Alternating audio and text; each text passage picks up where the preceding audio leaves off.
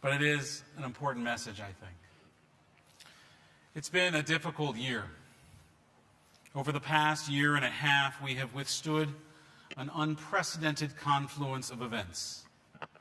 COVID-19 and the personal and economic issues that it has caused. There was the 2020 U.S. election cycle, quite different from our own election cycle, but still an election cycle. The conflict in Israel, further bad news about the climate crisis, a reckoning with systemic racism at home and abroad, long overdue, and the location of mass graves of indigenous residential school children, the long overdue reckoning with that. While many of us have been awash in blessings of stability and health, many others have struggled with financial insecurity and/or illness, loneliness, even the death of family members and friends. Most of us have been both blessed and struggling. All of us have wrestled with a deep sense of separation from loved ones, loss, disappointment, and anxiety. We are not the same people that we were at the beginning of 2020.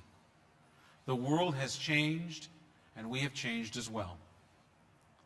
To honor and to learn from this moment, Temple Sholom is embarking upon a community conversation as we individually and collectively reflect on this year like no other. The initiative is called Sholom Bamidbar, Together in the Wilderness.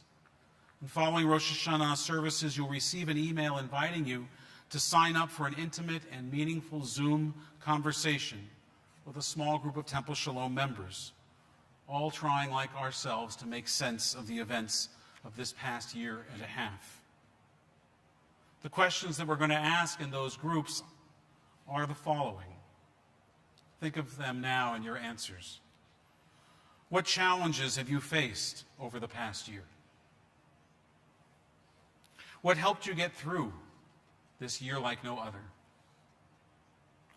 And what have you learned, or what are you learning about yourself that you want to carry forward into this new year?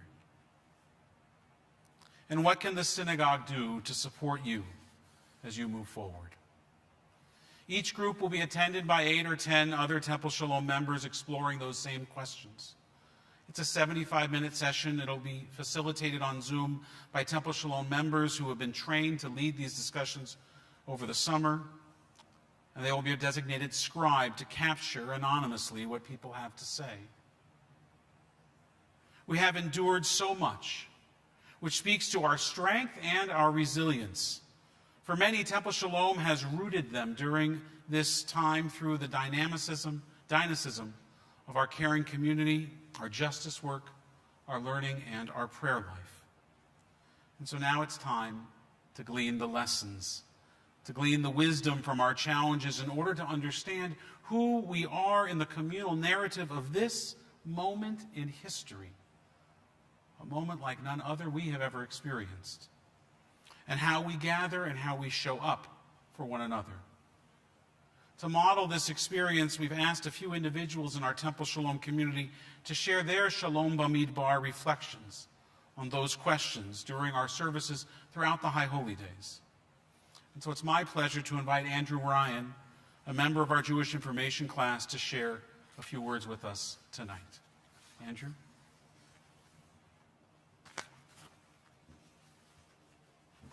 I'm going to need this.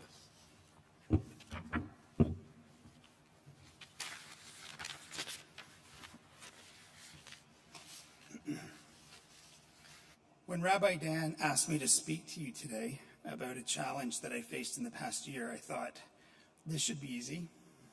5781 was a very challenging year, to say the least. However, it wasn't as easy or as simple as I thought. Was the biggest problem in my life the pandemic? No. Was it my surly, challenging teenager? Well, no, not quite. That didn't quite encompass it. The common thread for all the challenges of the year was the biggest issue of all for me, and that was losing hope. I contemplated Modeh Ani, the prayer that I said every morning, which always made me feel hopeful. And realized how much gratitude improved my feeling of hopelessness. So I started a daily practice of running through all the things I had to be hopeful for. The security of stable employment, the health of my family, friends, and myself, the development of the vaccine, having a home, the faith community here. There's so much more. It made a very big difference.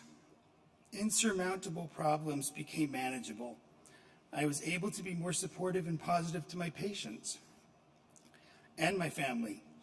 It was really only a shift in perspective by thanking God for all of his blessings. I hope this is something you can use as you enter into a new year. It turns out that gratitude is a potent antidote for despair. Wishing you all a sweet and hopeful 5782. Shana Tova.